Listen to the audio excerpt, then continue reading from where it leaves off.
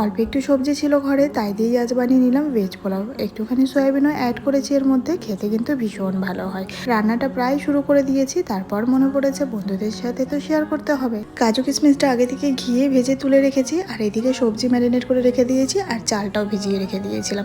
সবজির মধ্যে নিয়েছি ফুলকপি, আলু, কড়াইশুঁটি আর সয়াবিনটা আগে থেকে সেদ্ধ করে ভেজে নিয়েছি। ম্যারিনেট করার সময় আমি দিয়েছি জিরে, ধনে, শুকনো লঙ্কা, হলুদ গুঁড়ো, পরিমাণ মতো নুন আর বেশ খানিকটা দই দিয়ে 10 মিনিট ধরে ম্যারিনেট করে রেখে দিয়েছিলাম।